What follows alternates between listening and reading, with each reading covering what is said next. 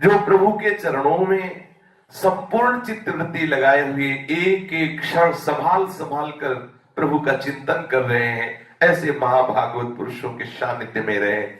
अपने पूज्य श्री राधा बाबा के सानिध्य में है इस समय, उठते बैठते चलते फिरते उन्हीं का चिंतन हो रहा है। ये महापुरुषों की कृपा होती है। भगवान की कृपा का सीधा स्वरूप है महापुरुषों से अपनापन होना, और महापुरुषों की कृपा का फल होता है कि सहज में चिंतन बन जाना। अब कोई क्षण ऐसा नहीं जिस समय राधा बाबा का चिंतन ना होता हो। अपने लोग सुन रहे हैं, उन्हीं का मनन कर रहे हैं, चिंतन कर रहे हैं, तो जो राधा बाबा के हृदय में, वो आने में अब संशय नहीं है, पक्का समझ लो। क्योंकि जो चिंतन होता है उसका प्रभाव हमारे हृदय में आता है। पूज्य श्री राधा बाबा की अमृत में वचन सुन के फिर उनके जीवन चरित्र का श्रवण करते हैं। बाबा कह रहे हैं, किसी अनुकूल वस्तु की सत्ता का जब अनुभव होता है तो हमारे हृदय में एक मांग होती है कि ये अनुकूल वस्तु मिल जाती, ये अनुकूल व्यक्ति मिल जाता, ये अनुकूल परिस्थिति मिल जाती, तो इसी का नाम है लोभ। ये भजन में बहुत बड़ा दोष है। जो भगवत भजन करना चाहते हैं उनको जैसी भी परिस्थिति प्रभु ने दी है उससे मांग ना करें प्रभु से।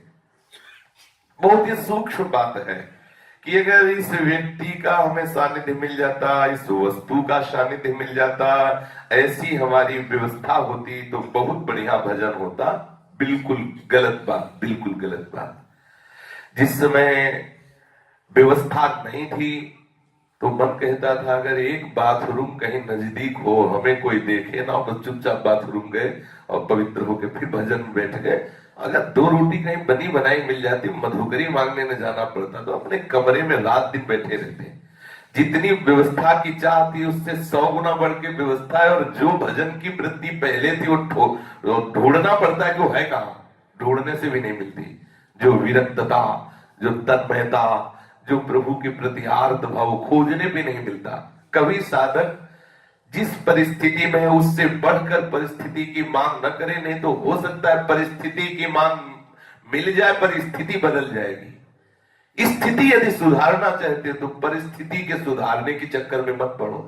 तुम्हें जो परिस्थिति मिली, तुम्हारे प्रीतम ने तुम्हारे योग्य दी है वो परिस्थिति, उसी परिस्थिति में भजन कर लो। हृदय से कहता हूं, भजन के लिए किसी भी परिस्थिति की जरूरत नहीं। ठाकुर ने जो परिस्थिति दी बहुत मंगलमय परिस्थिति है। 12 वर्ष श्री स्नेह बिहारी के सामने एक शंकर जी का मंदिर है, वही एक कूड़ा वो समय से डाला जाता है पीछे अंधेरे में, वही बैठ के वो जब वहां जो भिक्षा मिलती और पाते ना, वो जो हृदय की दशा होती ना, एकांत अंधेरे में बैठे हुए सैकड़ों मच्छर बन बन कर उसमें जो प्रसाद पाते हुए जो रोना आता ना, वो एसी रूम में रोना नहीं आता, वो हीटर लगे उसमें रोना नहीं, उसमें तो याद ही नहीं आती है। उसमें तो और भी ये चटनी मिर्च संसारिकता की याद आती है। उस समय याद आता कब मिलोगे प्रभु, कब मुझ दीनहीन गरीब पर कृपा करोगे प्रभु। देखो जीवन निकला जा रहा, कब हर कवल में यही आर्त प्रार्थना होती, प्रभु मुझे दम से कब मिलोगे। कभी भी परिस्थिति बदलने की मांग साधक न करे। सच्ची कहता हूं, बुरा फंस जाओगे। परिस्थिति बदलने की मांग करना मानो अपनी साधना में आग लगा देना है। तुम्हें जो हरि ने परिस्थिति दी, बिल्कुल ठीक परिस्थिति दी है, तुम्हारे योग्य है। ये बहुत बड़ा दोष है जो साधक परिस्थिति की अनुकूलता की मांग करता है, परिस्थिति बदलने की मांग करता है। थोड़ा हम विचार करें, क्या वो वस्तु सचमुच बिना कहे हमारे भगवान कृपा करके हमें न दे देते यदि हमारे योग्य होती? हमारे भगवान कृपा करके हमें दे देते अगर हमारी योग्य होती, हमें परमार्थ में आगे बढ़ाने वाली सहयोगी होती। क्या हमारे भगवान को ज्ञान नहीं? भगवान को यह ज्ञान नहीं कि इसको ये आवश्यक वस्तु है, हम दे दे? बहुत सूक्ष्मता की बात है, ध्यान से सुनना। हम लोग यहीं फंसे हैं। ये हमारा बच्चा है, हमारा शरणागत है, हमारा जन है, इसको ये वस्तु हम दे देते हैं, इससे इसका बहुत बढ़िया भजन बन जाएगा, इसकी बहुत बढ़िया साधना बन जाएगी। क्या हमारे भगवान ये नहीं जानते? यदि वो जानते हुए हमें नहीं दे रहे तो सच्चा समझ लो कि वो हमारे भजन के नाश करने वाली मांग है जो मैं मांग रहा हूं कि हमें सुंदर व्यवस्था हो जाती, हमें एकांत मिल जाता। पक्का समझ लो, जिस परिस्थिति में हो भगवान ने तुम्हारी योग्य परिस्थिति तुम्हें दी है। जब बच्चा छोटा होता है तो उसे कितना दूध पिलाना, देखो भगवान कितने कृपालु हैं। माँ के स्तनों से उतना ही मीठा दूध निकलेगा जितना बच्चे को चाहिए, उतना ही गर्म निकलेगा। ये भगवान की व्यवस्था है। आप गर्म करके पियोगे तो उसमें धोखा हो सकता है, चीनी अधिक हो सकती है, अधिक गर्म हो सकता है, लेकिन छोटा बच्चा है वो बता नहीं सकता। तो माँ का जो वक्षा स्थल का अमृत है वो कितना, जितना मीठा चाहिए उतना ही, जितना गर्म चाहिए उतना ही, और जितने में पेट भरेगा उतना ही, इससे ज्यादा भी नहीं कि तू पीता रहे और बच हो जाए। कितनी उनकी व्यवस्था देखो, उनकी बच्चा आने के पहले व्यवस्था कर देता है ठाकुर, ठीक उसके बचने योग्य, ठीक उसकी पुष्टता की योग्य कर देता है।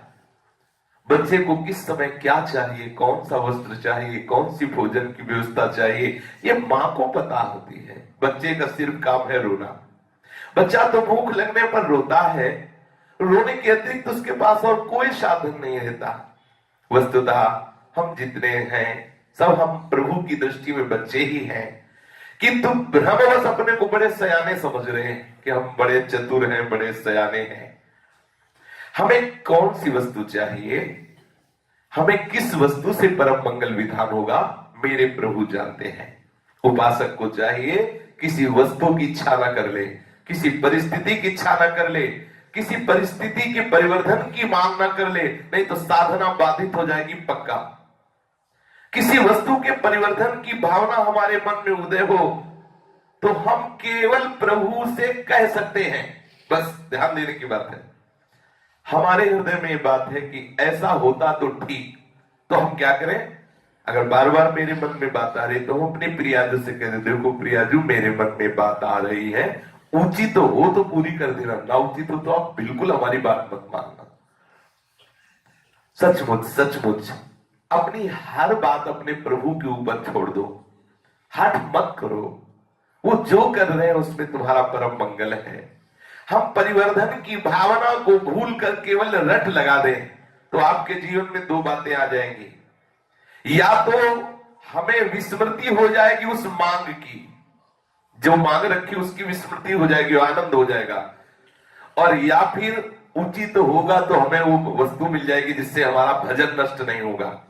पर हम हठ ना करें अपने प्रीतम प्रभु से, मांग रख दी और उनके ऊपर छोड़ दिया कि आप जैसा उचित समझे तैसा कर दें। ये अनुभव करने की चेष्टा करें। आप सारी शक्ति लगाकर, सारा विश्वास लगाकर आप अपनी बात प्रभु के सामने रख दीजिए और बस निरपेक्ष हो जाइए। बात पूरी क्यों नहीं हुई ये बात नहीं सोचना है। आप अपनी बात प्रभु के सामने, सबके अंदर बातें हैं, प्रभु के सामने रख देने का अधिकार है, लेकिन मनवाने का नहीं। ध्यान दीजिए, ये हो ही जाना चाहिए, ये नहीं रख दिया, मालिक की इच्छा जैसा उचित होगा वो कर देंगे। उसके कण कण में लौकिक या पारलौकिक जो भी बात होगी वो हमारा मंगल ही मंगल भरा है। हमारे लिए अत्यंत आवश्यक परिस्थिति है भगवान के द्वारा दी गई परिस्थिति को आदर से स्वीकार करना। हम साधक हैं, हम उपासक हैं, हमारे प्रीतम के द्वारा जो भी परिस्थिति दी गई उसको आनंद पूर्वक स्वीकार करें। हमारे प्रभु अपरिसीम करुणामय है, उन्हें ठीक पूरा पता है कि हमारे लिए कौन कौन सी परिस्थिति कब कैसी होनी चाहिए। ये साफ सोच समझकर उस परिस्थिति का पहले से ही मेरे प्रीतम ने निर्माण कर दिया है। अबोध बच्चे की तरह ठीक ठीक निर्णय जैसे जननी करती है ऐसे प्रभु करते हैं, बच्चे की मांग के अनुरूप नहीं, बच्चे की सुख के अनुरूप तदनुरूप व्यवस्था करते हैं। इसलिए उपासक जो भी परिस्थिति आवे आनंद पूर्वक उसका स्वागत करो, वो तुम्हारे लिए परम मंगल विधान भगवान के द्वारा किया गया है। बोलो किस विषय में तुम्हारे हृदय में जलन हो सकती? आनंद ही आनंद। पहला सूत्र चतुरास्य जी का, जोई जोई प्यारो करे सोई मोहि भावे। किसी वस्तु के अभाव का अनुभव होने पर ही कामना उत्पन्न होती है। लोभ और कामना में इतना अंतर है कि लोभ उस वस्तु की सत्ता का अनुभव कराता है और परिवर्तन की मांग करता है। कामना वस्तु के अभाव की अनुभूति कराती है और उसकी पूर्ति की अपेक्षा रखती है। यहां भी भगवान के अनंत सौहार्द पर यदि हमारा सचमुच विश्वास हो जाए तो हमारे मन में आएगा कि क्या हमारे भगवान के पास किसी भी वस्तु की कमी है। बहुत ध्यान से सुनिए, यदि आप सच्चे भजन मार्ग में आगे बढ़ना चाहते हैं तो ये बहुत आवश्यक नींव है। बोलो, हमारे प्रभु के पास कोई वस्तु की कमी है, कोई परिस्थिति की कमी है? अनुकूलता ही अनुकूलता भरी उनके भंडार में। वे हमें क्यों वस्तु नहीं दे रहे, क्यों प्रतिकूल परिस्थिति दे देते हैं? जरूरी है मेरे जीवन में, वो जरूरी है। जो भगवान हमें नहीं दे रहे, निश्चित मानिए वो हमें बिल्कुल जरूरत नहीं है, वो हमारे भजन में बहुत बड़ी हानि करने वाली है। जो हमारे पास वस्तु है, सचमुच सचमुच केवल उसी की आवश्यकता है। जो नहीं है, सचमुच सचमुच उसकी आवश्यकता नहीं है। लौकिक ममता से पूरित मां अपने शिशु के लिए आवश्यक वस्तु की बिना मांगे बिना चाहे वो स्वयं चिंतन करके व्यवस्था करती है। तो अनंत माताओं के हृदय का संपूर्ण प्रेम एकत्र कर लिया जाए तो हमारे प्रभु श्री कृष्ण के प्रेम सागर की एक बूंद के भी बराबर नहीं हो सकती। तो क्या मेरे परम पिता, मेरे परम वात्सल्य सिंधु प्रभु हमें वो वस्तु ना दे देते? आप विचार कीजिए। प्रभु की सौहार्द पर विश्वास करो। इस तरह वासना ये छीण करते चले जाओ, आप आनंद समुद्र में लीन हो जाएंगे। ओठों पर मंद मुस्कान हो, चाहे जितना कष्ट हो, और मुख में मधुर मधुर नाम हो, और जब तुम्हारे प्राण जा रहे हो तो तुम्हारे प्रीतम सामने मुस्कुरा रहे हो, इससे बड़ा जीवन का उपहार और कोई नहीं है। पूज्य श्री राधा बाबा कह रहे हैं, जीवन का उपहार क्या है?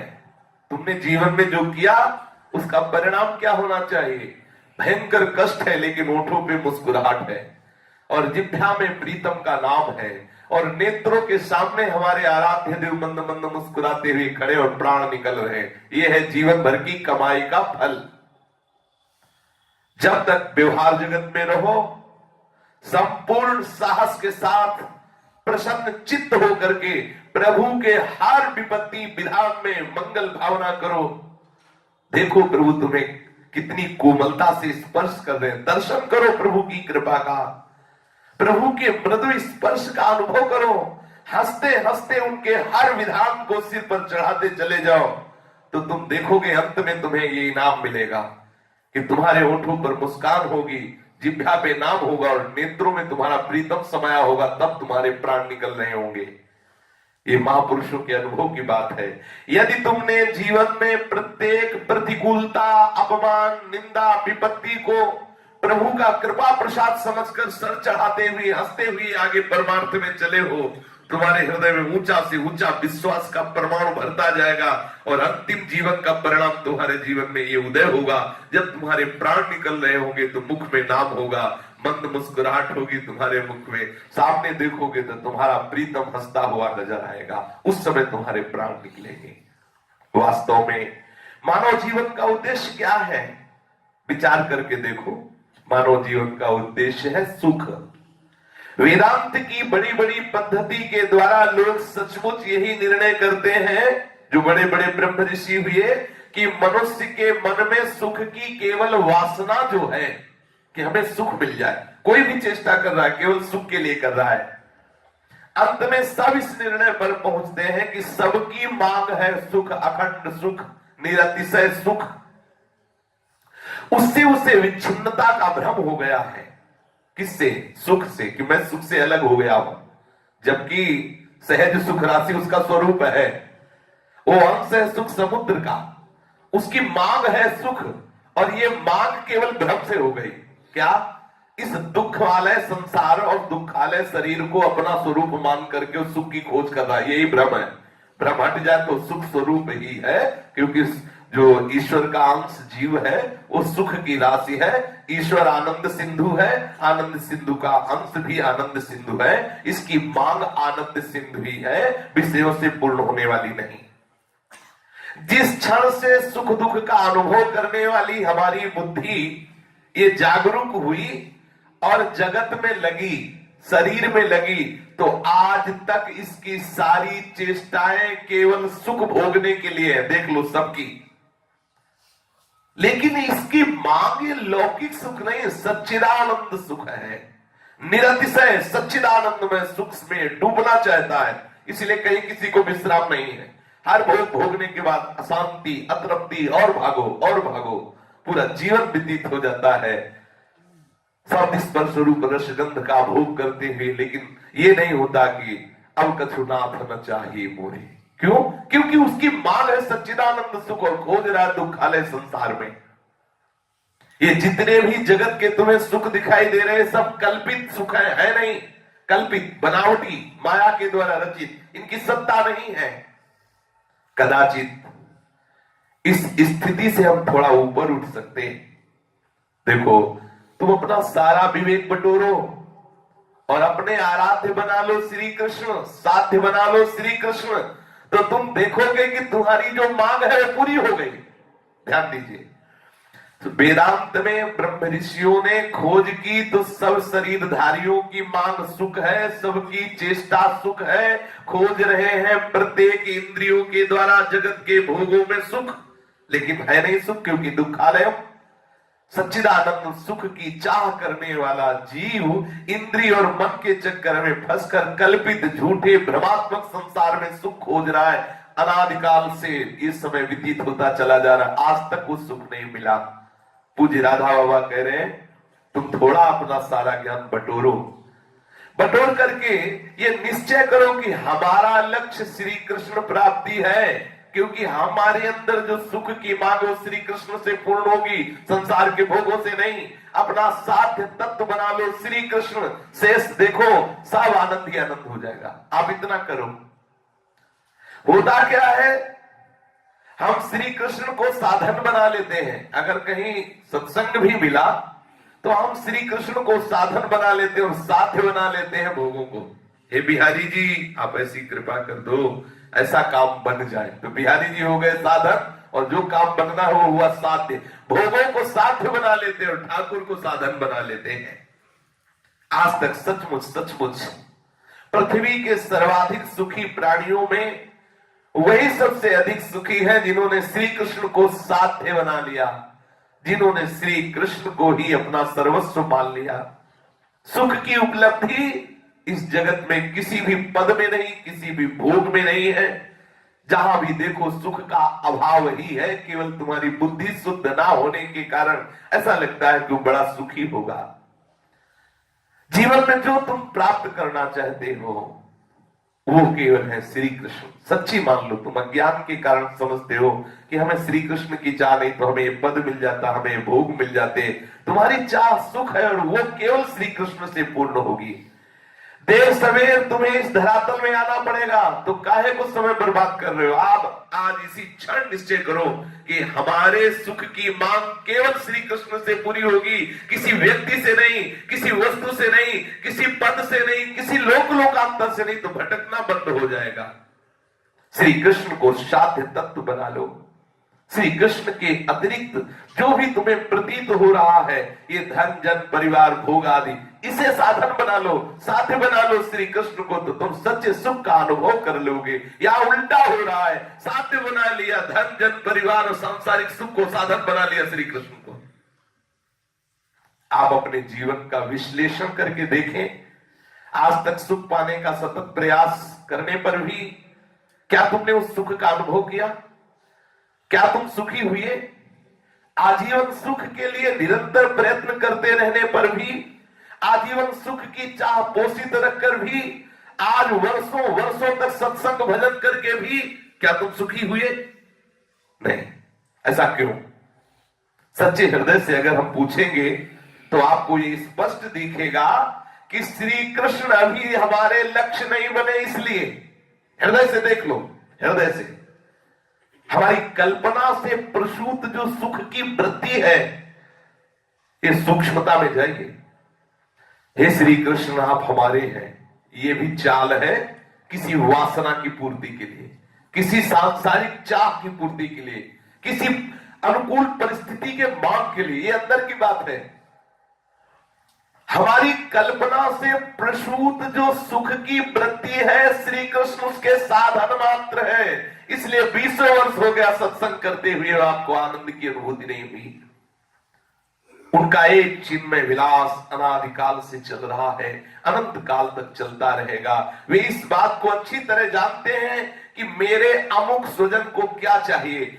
श्री कृष्ण के निर्णय में कभी भ्रम का प्रवेश नहीं हो सकता, तुम्हारे निर्णय में हो सकता है। आप जैसे कह देते नहीं हमारे अंदर तो भगवत प्राप्ति की इच्छा है, हम तो चाहते हैं अभी भगवान मिल जाए, हमसे तुम कह सकते हो, लेकिन प्रीतम से वो अंदर है कि तुम्हारी बात देख रहे कि तुम्हारे अंदर कितनी चाह। जब सब चाह मिट कर केवल एक चाह रह जाएगी कि श्री कृष्ण चाहिए, श्री कृष्ण, तो दूसरा सेकंड नहीं लगेगा, श्री कृष्ण की अनुभूति हो जाएगी। पक्की बात समझ लीजिए, जिस क्षण तुम्हारे हृदय में एक चाह केवल रह जाएगी, दूसरी चाह नहीं होगी, तो दूसरा सेकंड नहीं लगेगा, श्री कृष्ण मिल जाए। किसी की गवाही की, किसी की साक्षी की जरूरत नहीं, क्योंकि उस सबके हृदय के साक्षी है। वो सब कुछ एक एक सेकंड की बात जान रहे हैं। जैसे हम अपने बच्चों के लिए निर्णय कर लेते हैं, तुरंत उनकी इच्छित वस्तु उन्हें देने का संकल्प हमारे मन में आ जाता है, व्यवस्था करने का प्रयत्न करते हैं, ठीक ऐसे ही हमारे प्रभु हमें बहुत प्यार करते हैं। हम प्रभु को चाहते ही नहीं, प्रभु से चाहते इसलिए दे रहे हैं। और दोष लगाते हैं कि इतने दिन हो गए सत्संग करते, इतने दिन हो गए भजन करते, भगवान क्यों नहीं मिलते। बेईमानी की बात है, तुम भगवान से मिलना नहीं चाहते। अगर अंदर की बात है तो अंदर की बात से तुम देख लो, हमारे प्रभु अंदर की बात बहुत सूक्ष्मता से देख रहे। पूज्य राधा बाबा कह रहे उनके निर्णय में भ्रम नहीं हो सकता कि तुम मांगो भगवान और वो दे दे, तुम्हें संसार ऐसा आज तक नहीं हुआ, कोई भक्त के जीवन में ऐसा नहीं हुआ। अगर आप प्रभु को साधन बना के साथ संसार के भोग मांग रहे हो, तभी तुम्हारी इच्छा पूर्ति नहीं हो रही कि भगवान मिल जाए। जिस दिन केवल एक इच्छा रह जाएगी, हमारे प्रभु ऐसे कर्कश कठोर निर्दयी नहीं है। जिस समय अपनी थोड़ी सी स्मृति आई गोपिकाओं को, तो ठाकुर अंतर ध्यान हो गए। भागवत उठा के देख, थोड़ी सी स्मृति आई, मैं बड़ी सौभाग्यशालिनी हूं। श्री कृष्ण स्मृति से अलग, मैं बड़ी सौभाग्यशालिनी हूं त्रिभुवन की स्त्रियों में। एक इसी वृत्ति में श्री कृष्ण को अंतर ध्यान कर दिया। और जिस समय केवल श्री कृष्ण की वृत्ति रह गई, रुदु सुस्तरम राजन कृष्ण दर्शन लालसा, केवल कृष्ण दर्शन, न त्रिभुवन न त्रिभुवन की स्त्री न मैं, केवल कृष्ण। तो तासामाविर्भूत इसमें मान मुखाम्बुजा पीतांबर धरा साक्षात मन्मथ मन्मथा। तुम्हें बहुत प्यार प्रभु करते हैं, उनके प्यार पे संशय मत करो। तुम जो जो मांगे कर रहे हो वही तुम्हारे सामने आ रही है। उनमें भी जो तुम्हारे योग्य है, तुम श्री कृष्ण की मांग नहीं कर रहे। अगर श्री कृष्ण की मांग करते तो श्री कृष्ण मिल गए होते। इतने वो निर्दयी नहीं है, सच्ची मांगिए। पर वो श्री राधा बाबा कहते हैं, और बड़े बड़े और उनकी स्वयं की मांग अनन्यता है। अन्य अगर है तो बात नहीं, इतना भी अन्य पसंद नहीं उनको, पूर्ण अनन्य। प्रेम में अनन्यता, प्रेम गली अति साकरीता में दो न समाए। दो नहीं, दो प्यार एक जगह नहीं देते, प्यार एक ही रहता है। वो सबको मिला के एक कर देता है। किस वस्तु की चाह पूरी होते ही दूसरी वस्तु की चाह प्रकट हो जाती है, तो क्या वो हमें वहां विश्राम मिला, सुख मिला? नहीं मिला। सुख तो वही है जिसके मिलने के बाद कोई चाह प्रकट ना हो। वो सुख केवल श्री कृष्ण से है। मान जाओ मेरी बात, ये नवीन नवीन सुख भोगने की अभिलाषा छोड़ दो, चाहे जीवन भर मर जाओ तो भी उसमें सुख नहीं है। लौटो, अपनी मांग को बदलो, अपनी भोग चेष्टा को बदलो। नहीं संसार में सुख है, एकमात्र श्री कृष्ण में सुख है। ये मांग की पूर्ति का क्रम जब से सृष्टि हुई तब से चला आ रहा है, अभी तक पूर्ति नहीं हुई। छोड़ो, इसमें नहीं है सुख। ये मांग करते जाओगे, भोग मिलते जाएंगे, भोगते जाओगे, वासना बढ़ती जाएगी, मरोगे, फिर जन्मोगे, फिर वही क्रम चलता रहेगा। बंद करो, ये क्रम ही बंद कर दो। चाह करो श्री कृष्ण की। जैसे दूर स्थित मित्र को हम याद करते हैं तो उसकी मानसिक मूर्ति हमारे सामने आ जाती है। उसका शरीर यहां से बहुत दूर किसी अन्य स्थान पर होने के कारण नहीं दिखता, परंतु मानसिक मूर्ति आ जाती है। परंतु श्री कृष्ण में ये बात नहीं है। श्री कृष्ण दूर नहीं है। जहां तुम चिंतन कर रहे हो उससे भी नजदीक श्री कृष्ण है। सही पूछो तो अपने से भी नजदीक श्री कृष्ण है, अपने से भी नजदीक, क्योंकि हमने अपने को शरीर माना है। बहुत नजदीक प्रभु है। प्रभु और प्रभु का स्मरण, प्रभु और प्रभु का नाम, ये दो बात नहीं, पहले बैठा लो दिमाग में। प्रभु और प्रभु का स्मरण दो बात नहीं। अगर चल रहा है स्मरण राधा राधा राधा, तो स्वामिनी जो है आपके स्मरण में, स्वामिनी जो आ गई है, जिस समय हम प्रभु की मूर्ति अपने मानस पटल पर लाते हैं, उस समय वो पूर्ण रूप से प्रभु हमारे मानस पटल पर आते हैं। वो बोलते इसलिए नहीं कि हम उन्हें चित्र मानते, उन्हें कल्पना मानते, उन्हें भावना मानते, उन्हें हम साक्षात नहीं मानते। अगर साक्षात मानने लगे तो हमसे बात भी करने लगेंगे। थोड़ी देर हम उस भावना में, उस कल्पना में डूबते और मानते हैं तो चित्र है ये तो ऐसा, और हम काम में लग जाते हैं, दूसरी बातों में लग जाते हैं। यदि ठीक से कोई एक भी लीला का चित्र बांधकर मन को उसमें डुबाए रखे और उसी भावना की मूर्ति में देखें, तो आप देखेंगे प्रभु प्रकट हो जाएंगे। क्योंकि प्रभु कोई ऐसी जगह ले जाना हो, तो तुमने जो चित्र में भावना की, तो प्रभु वहां भी तो है, और आप दृढ़ भावना कर लो। जब तक मन नहीं लगाएंगे तब तक मैं भगवान को जानता हूं, ये कहना बनता नहीं। जरा सोचे, धन चाहने पर मन उसमें कैसे लगता है। कौन सी युक्ति मन लगाने की हमने किसी से पूछी थी कि भाई धन कैसे मिलता है, उसकी युक्ति बताओ, सब युक्ति आने लगती है। मन स्वाभाविक गति से लग जाता है, क्योंकि मेरे अंदर पहले धन की चाह आई, बाद में सब युक्तियां आ गई। ऐसे ही यदि आप भगवत प्राप्ति की चाह करेंगे तो सारी युक्तियां आपको भगवान दे देंगे। कैसे कैसे मन लगाया जाता है।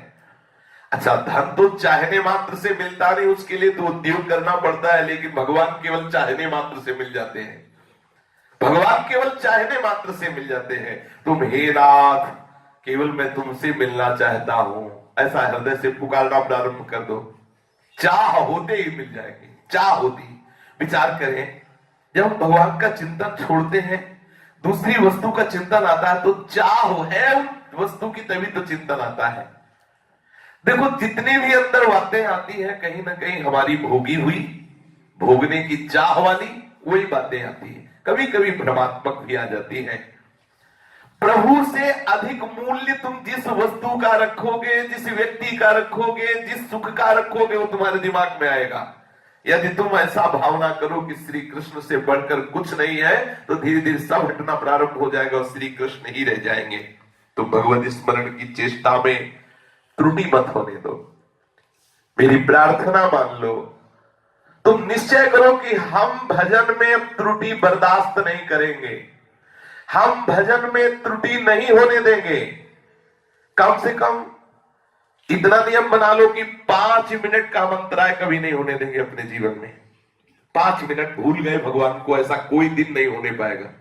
ऐसा नहीं, या तो घंटों निकल सकते हैं। आप अपने भजन की जो शैली है उसमें देखिए, क्या कभी ऐसी भी बात होती है कि आप कई मिनट हो गए आप भगवत स्मरण नहीं किए? यदि ऐसा है तो सावधान हो जाओ। ऐसा नियम बना लो कि 5 मिनट भी भगवत विस्मरण में नहीं जाने पर, 5 मिनट, चलो ऐसा नियम बना लो कि 5 मिनट से छठा मिनट ना होने पाए। अगर 5 मिनट होने वाला है तो एक बार बोल लो राधे श्याम, तो वो 5 मिनट सार्थक हो जाएंगे। ये ना होने पाए कि 5 मिनट हो गए, हमने एक बार भी भगवत स्मरण नहीं किया। बोलो इसमें क्या कठिनाई है? केवल मन की लगन होने से काम हो जाएगा। मन का स्वभाव है बदमाशी करना, पर इसमें एक बड़ा सुंदर गुण है, ये जिस चीज में लगा दो और एक बार लग जाए तो ऐसे पकड़ लेता है कि उसे छोड़ना नहीं चाहता। अनादिकाल से हमने इसे संसार में लगा दिया है, इसने संसार को पकड़ लिया है, अब ये संसार छोड़ना नहीं चाहता। इसमें इसकी गलती नहीं, इसमें हमारी गलती है, हमने इसे संसार पकड़ा दिया। एक बार दृढ़ता से इसको संसार से हटाकर प्रभु में लगाने की चेष्टा करो। एक बार प्रभु को इसे पकड़ा दो, एक बार पकड़ लिया कभी नहीं छोड़ेगा। इसका स्वभाव है, जिसे पकड़ लेता नहीं छोड़ता। हमारी इच्छा की कमी है। 5-5 मिनट में भगवत स्मरण का अभ्यास कम से कम कर लो 24 घंटे में, कि छठा मिनट ऐसा नहीं होगा जिसमें हो गया कि 5 मिनट हो गए हमने भगवत स्मरण नहीं किया। यदि आप चाहते हैं कि इसी जन्म में हमें भगवत प्राप्ति हो, तो 5 मिनट से आगे आप कभी भी, एक तो 5 मिनट होना बहुत बड़ी बात है, जी नहीं सकते उपासक जन। 5 मिनट हो गए भगवत स्मरण नहीं हुआ। पर प्रारंभिक साधन में जो विषय में लगे हुए उनके लिए कि अगर ऐसा भी नियम बना लो कि 5 मिनट में एक बार ही चाहे बोले राधा वल्लभ, लेकिन हम खाली नहीं जाने देंगे 5 मिनट भगवत स्मरण के बिना। हम देखेंगे कि प्रत्येक दिन हमारी भूल में कमी होने लगेगी। धीरे धीरे धीरे भूल बंद हो जाएगी। धीरे धीरे आप देखेंगे 5 मिनट की स्मृति के बहाने अखंड स्मृति आ जाएगी।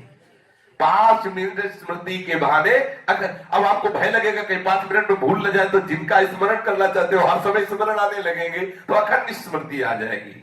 कोई कह सकते हैं मन नहीं लगता, सो मन तो लगाने से लगता है। इसका एक उपाय है, 24 घंटे हम नियमित अपनी दिनचर्या बना लें। इतनी देर तक अमुक कार्य करेंगे, इतनी देर तक अमुक कार्य करेंगे, इतनी देर में उठना है, इतनी देर शयन करना है, ऐसा ऐसा एक दिनचर्या बना ले।